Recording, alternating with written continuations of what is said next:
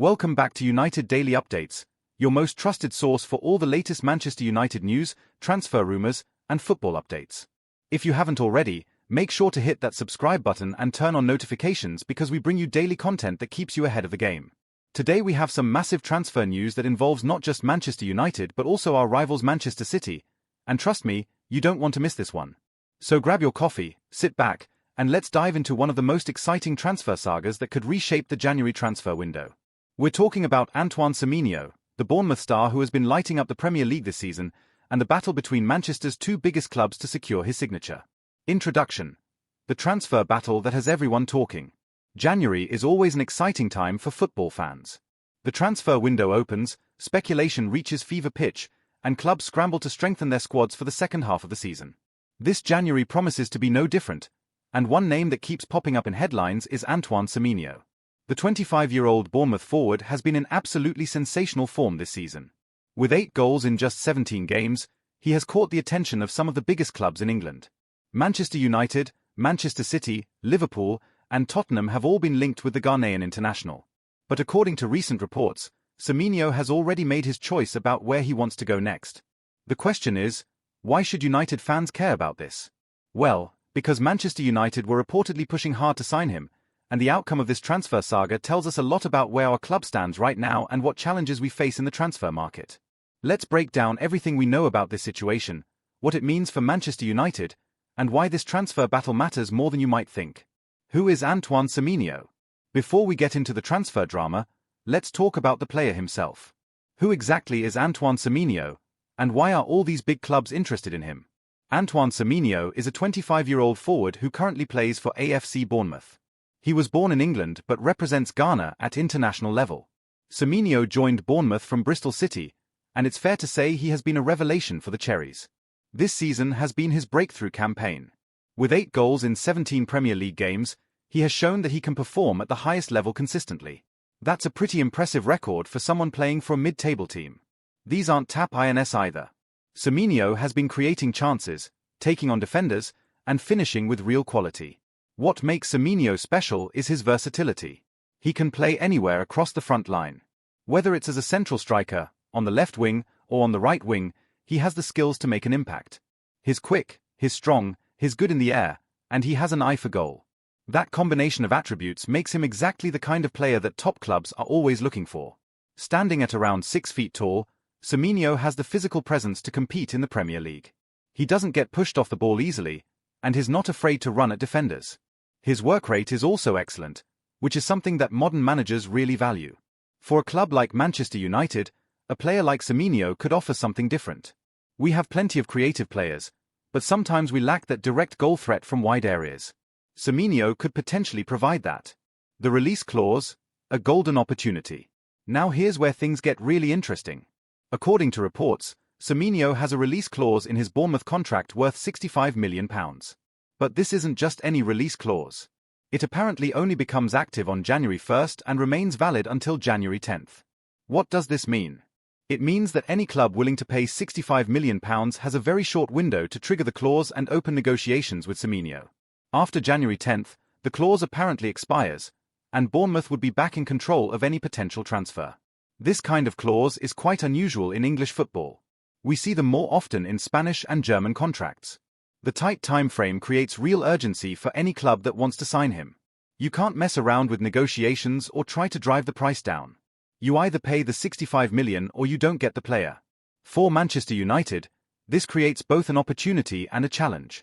The opportunity is that we know exactly what it will cost to sign him. There's no need for lengthy negotiations with Bournemouth. The challenge is that we're competing against other wealthy clubs who can also afford to pay that fee. The £65 million price tag is significant but not crazy in today's market. We've seen players go for much more than that. When you consider that Semenyo is 25, has Premier League experience, is in great form, and still has his best years ahead of him, you could argue it's actually decent value. Manchester United's interest. What we know. So what exactly has Manchester United's involvement in this transfer saga been? According to the reports, United have been pushing hard to sign Semenyo. Apparently, the club even sent a delegation to London this week for talks. That shows serious interest. The fact that United are willing to spend time and resources on this pursuit tells us that the club sees real value in Semenyo. Our scouting department clearly believes he could make a difference to the squad. But here's where it gets complicated. Manchester United are in a transitional period right now. We have a new manager in Ruben Amorim who is trying to implement his system and philosophy. We're not in the Champions League this season, which is a blow to both our finances and our appeal to top players. And we're trying to be more sensible with our spending after some expensive mistakes in recent years. There were some suggestions that Semenyo might be deployed as a wing-back in Amorim's system at Old Trafford. For those who don't know, Amorim typically uses a 3-4-3 formation with wing-backs who push high up the pitch. However, the reports clarify that this wasn't actually the plan. United apparently saw Semenyo in a more attacking role, which makes more sense given his strengths. The interesting thing is that Manchester United were apparently not willing to break their wage structure to sign Semenyo. All the interested clubs made similar financial offers, but when it came to potentially going higher on wages to beat the competition, United said no. This tells us something important about how the club is being run now. In the past, we might have thrown money at the problem and offered whatever it took to get the player. Now, there seems to be more discipline. We have a wage structure, and we're sticking to it. Is this the right approach? That's debatable. On one hand, financial discipline is important. We can't just keep giving players massive contracts because it creates problems down the line. On the other hand, if you're competing with Manchester City for a player, sometimes you need to be willing to pay a premium. Manchester City, the preferred destination. Here's the part that will frustrate Manchester United fans. According to the reports, Antoine Semenyo has chosen Manchester City as his preferred next club. All the interested parties have apparently been informed of his decision. Why Manchester City? The reports suggest that Semenyo's desire to win major trophies is the key factor. He wants to win silverware and play regularly in European competition, particularly the Champions League. Right now, Manchester City can offer both of those things in a way that Manchester United simply can't. Let's be honest with ourselves. Manchester City are the dominant force in English football right now. Under Pep Guardiola, they've won multiple Premier League titles, FA Cups, and League Cups. They won the Champions League recently. They're competing for every trophy every season. For a player who wants to win things, City are an obvious choice. Manchester City are also known for playing attractive, possession-based football.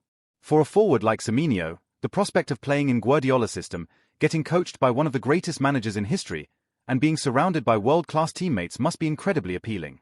The reports also mention that City want a winger who can contribute significant goal output. They have creative players like Phil Foden, Jeremy Doku, and Semenyo, but they're looking for someone who can consistently find the back of the net from wide positions. Semenyo's 8 goals in 17 games this season suggest he could be that player. Interestingly, Manchester City haven't actually taken formal steps to complete the signing yet. They're expected to do so before January 10th when the release clause expires.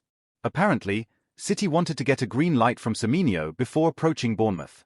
Now that they have his preference, they can move forward with confidence. What this means for Manchester United? Okay, so Manchester United have missed out on Antoine Semenyo. He's chosen Manchester City instead. What does this actually mean for us? First, let's acknowledge the frustration. It's never nice to lose out on a transfer target, especially to our local rivals. Manchester United used to be the club that every player wanted to join. We were the biggest name in English football, and we could attract anyone. Those days feel like a distant memory right now. The reality is that Manchester United are not as attractive a proposition as we once were. We're not in the Champions League. We're not competing for the Premier League title. Our recent history is full of disappointing seasons and failed signings. When a player has a choice between United and City, and everything else is roughly equal, they're probably going to choose City. That's a tough pill to swallow, but it's the truth. However, we shouldn't be too down about missing out on Semenyo specifically. Is he a good player? Yes. Would he improve our squad? Probably. But is he the difference between success and failure for Manchester United? No. There are a few things to consider here. First, we don't actually know if all these reports are accurate. Transfer rumors are notoriously unreliable, and we should always take them with a grain of salt until we see official announcements. Second, even if the reports are true, it's not clear that Semenyo was ever a top priority for Manchester United. The fact that we weren't willing to break our wage structure suggests that while we liked him, we weren't desperate to sign him. Third, the reports mention that Manchester United are prioritizing the signing of 2 midfielders in 2025. That tells us where the club's focus really is. Ruben Amorim and the recruitment team have identified midfield as the area that needs strengthening, and they're concentrating their resources there. That makes sense when you think about it.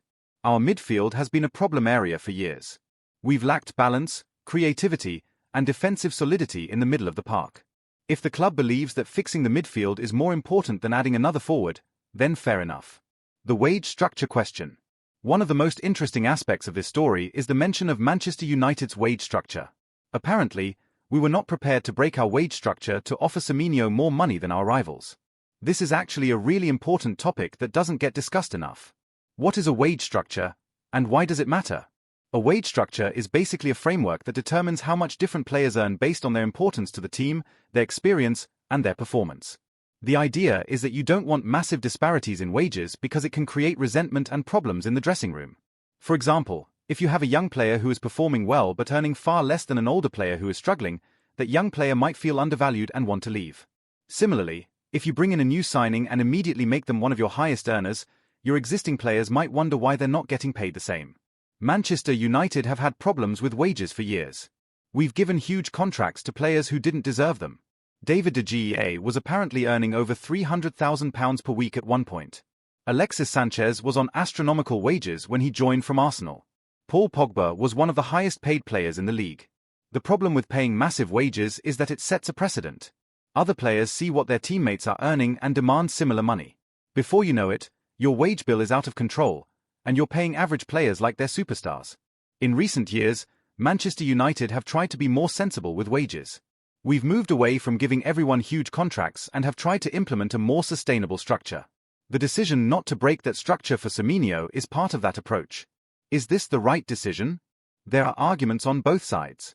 On one hand, maintaining wage discipline is important for the long-term health of the club. If you start making exceptions for every player, you end up back where you started with an unsustainable wage bill.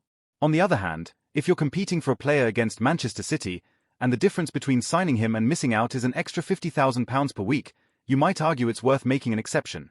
After all, what's the point of having a sensible wage structure if it means you can't compete for the players you want? My personal view is that United are probably right to stick to their guns here. We've made too many panic signings in the past where we've overpaid for players just because we were desperate. If Semenyo isn't willing to join us within our wage structure, then maybe he's not the right fit. What does Semenyo bring to Manchester City? Let's talk about what Semenyo would actually offer to Manchester City if this transfer goes through. What would he bring to Pep Guardiola's team? The most obvious thing is goals. With 8 goals in 17 games this season, Semenyo has shown he can find the net consistently. City already have Erling Haaland who scores for fun, but they've sometimes struggled when other players don't chip in with goals. Having another player who can reliably score from wide areas would be a huge asset. City play with a lot of possession and create tons of chances. Imagine what Semenyo could do in that system with the ball being delivered to him by Kevin De Bruyne, Bernardo Silva, and Phil Foden. He'd probably score even more goals than he does at Bournemouth. Semenyo also offers versatility. He can play on either wing or through the middle. That gives Guardiola options in how he sets up his team and makes changes during games. Pep loves having flexible players who can adapt to different roles, and Semenyo fits that profile. Another thing Semenyo brings is physicality. He's strong, he's good in the air, and he can hold the ball up when needed. City sometimes struggle against teams that sit deep and defend physically.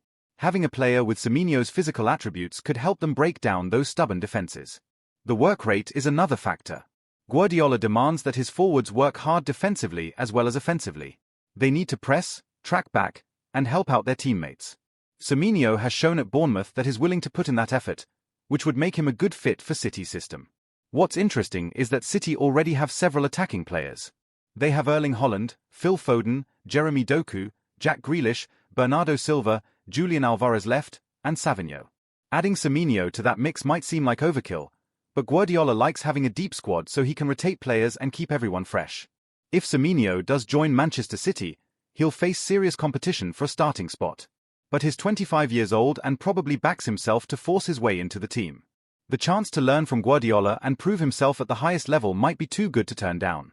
Where does this leave Manchester United?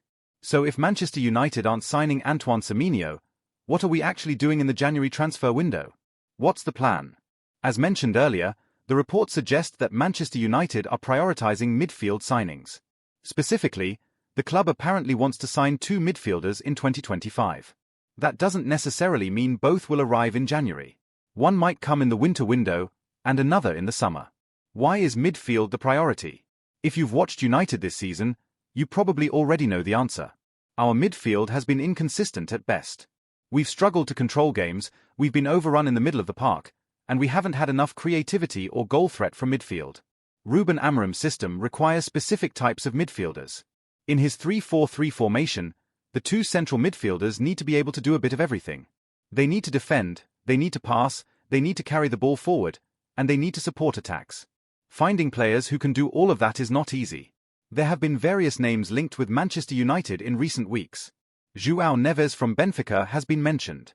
Manuel Ugarte from PSG was heavily linked before, but the deal never happened. Douglas Luiz from Aston Villa is another name that keeps coming up. Who knows which of these rumours are real and which are just speculation? What we can say is that if United are serious about getting back to the top, strengthening the midfield makes sense. Look at the best teams in the world. Manchester City have Rodri, Kevin De Bruyne, and Bernardo Silva. Liverpool have players like Alexis Mac Allister and Dominic Szoboszlai. Arsenal have Declan Rice and Martin Odegaard. These teams dominate games because they control the midfield. Manchester United need to build a midfield that can compete with those teams. That's easier said than done, but it has to be the priority. As for the forward positions, we actually have quite a few options right now. Rasmus Højlund is developing nicely as our main striker. Marcus Rashford, Alejandro Garnacho, and Antony provide options on the wings. We also have Bruno Fernandes who can play in advanced positions. The forward area isn't perfect, but it's not our biggest weakness. The bigger picture, Manchester United's transfer strategy. This whole Semenyo situation gives us a window into Manchester United's current transfer strategy, and I think it's worth discussing what that strategy seems to be. Under the new ownership and management structure, it appears that Manchester United are trying to be smarter with their transfer business. Gone are the days of signing big names just for the sake of it or panic buying players at the last minute. The club now seems to have a clear plan. They identify the positions that need strengthening, they target specific players who fit the manager's system, and they stick to their budget and wage limits. That's how successful clubs operate, and it's refreshing to see United moving in that direction. However, there's a flip side to this approach. Being disciplined and strategic is great, but you also need to be able to compete when it matters. If you're so rigid with your wage structure that you can't compete for players against your rivals, then you're going to struggle to build a winning team. It's a delicate balance. You want to be financially responsible, but you also want to be ambitious. You want to avoid overpaying for players, but you also need to recognize when it's worth paying a premium to get someone who can make a real difference. My sense is that Manchester United are still figuring out exactly where that balance is. We've gone from one extreme of spending recklessly to perhaps being a bit too cautious. Hopefully, over time, we'll find the sweet spot where we're spending wisely but also being aggressive when the right opportunities arise. Another aspect of our transfer strategy that's becoming clear is the focus on signing younger players who can grow with the club. We've moved away from signing big-name players in their late 20s or early 30s who are looking for one last big contract. Instead, we're targeting players in their early to mid-20s who have their best years ahead of them. This makes sense from both a sporting and financial perspective. Younger players have resale value, they can improve over time, and they're more likely to commit to the club for the long term. The challenge is that younger players are less proven and more of a gamble. How United fans should feel about this. Okay, so we've gone through all the details of this transfer saga. How should Manchester United fans actually feel about potentially missing out on Antoine Semenyo? I think the answer is that it's okay to be a bit disappointed, but we shouldn't be devastated. Semenyo is a good player who would probably improve our squad, but is not a generational talent that we absolutely had to sign. There will be other players, other opportunities. What's more concerning is the broader picture of Manchester United struggling to compete with Manchester City for players. That's the real issue here. It's not about Semenyo specifically. It's about the fact that when players have a choice between United and City, they're increasingly choosing City. How do we fix that? Well, the only real answer is to start winning again. We need to get back into the Champions League consistently. We need to start competing for trophies. We need to show players that Manchester United is still a club where you can achieve your ambitions. That's not going to happen overnight. It's going to take time, patience, and smart decisions. But it is possible. Liverpool went through a similar period where they struggled to compete with the big clubs for signings. But they rebuilt gradually, they got the right manager in Jurgen Klopp, and eventually they became attractive to top players again. Manchester United can do the same thing. We have the history, the fan base, the stadium, and the resources. What we need now is the right structure, the right manager, and the right players. It's a process, and we're somewhere in the middle of that process right now. In the meantime, we should support the players we do have and trust that the club is making the right decisions behind the scenes. Getting angry and frustrated every time we miss out on a player isn't going to help anyone.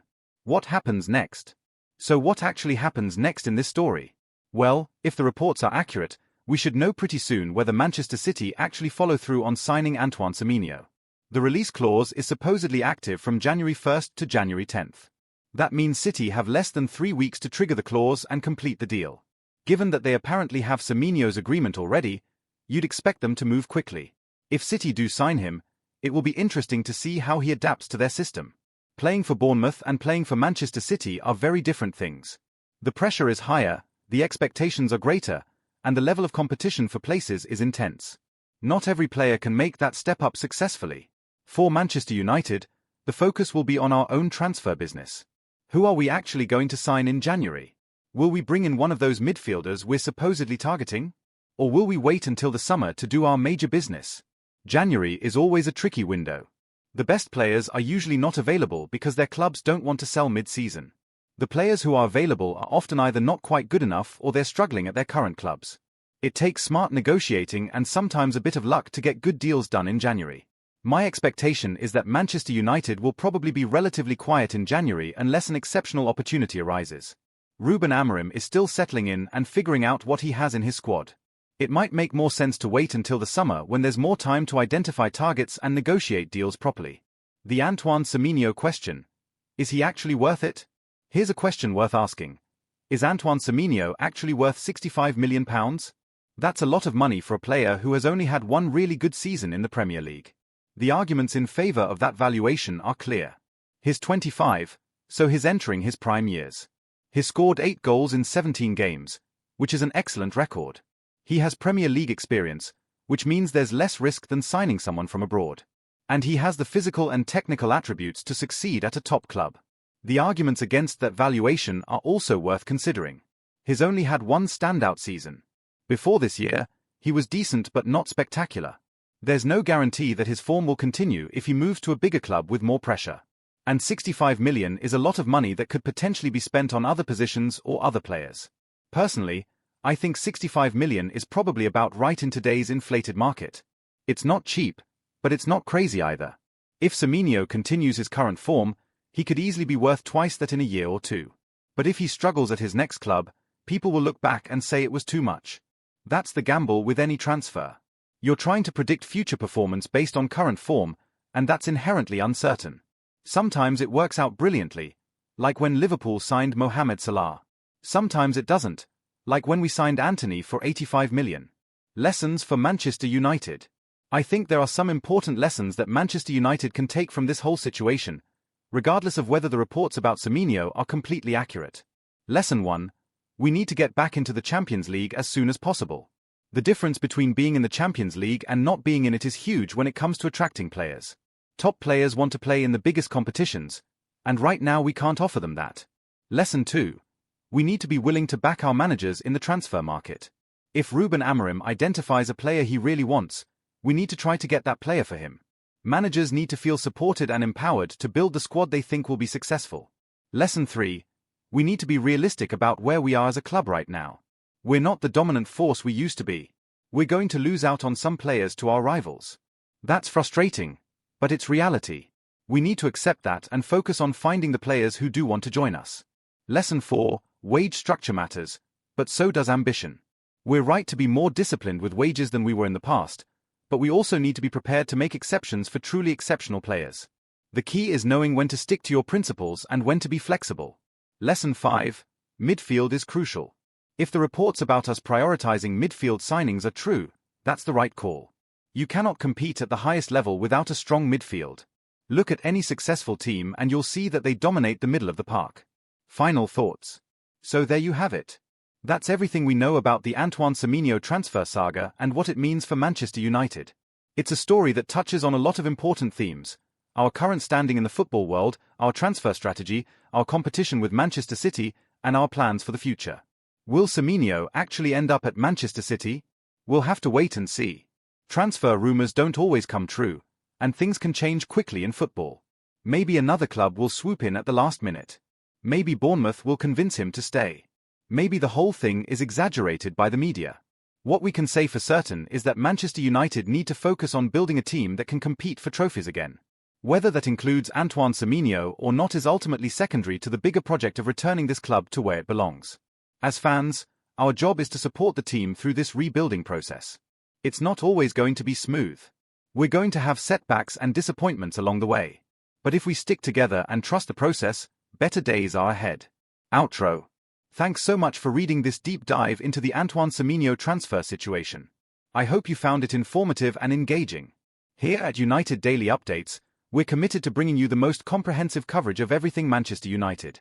If you enjoyed this article, please make sure you're subscribed to our YouTube channel. We post daily videos covering all the latest news, match analysis, and transfer rumors. We're building a community of passionate United fans, and we'd love for you to be part of it. Hit that subscribe button, turn on notifications, and join us in the comment section. Let us know what you think about the Semenyo situation. Do you think United should have gone harder for him? Are you happy that we're focusing on midfield instead? What players would you like to see us sign in January? We read all the comments and love hearing from you. Your opinions matter, and they help shape the content we create. Also, give this post a thumbs up if you found it helpful. It really helps us reach more United fans and grow this community. And if you have friends who support United, share this with them. The more United fans we can bring together, the better. Make sure to check out our other recent posts where we covered Ruben Amorim's tactics, our defensive issues, and potential transfer targets. We've got tons of great content coming up in the days and weeks ahead. Remember, whether we sign Semenyo or not, whether we win or lose our next game, we're all United fans and we're in this together. Through the good times and the challenging times, we stick by our club. Keep the faith, keep supporting the team, and keep coming back to United Daily Updates for all your Manchester United news, and remember to subscribe. Until next time, thanks for being part of our community. Glory, glory, Man United.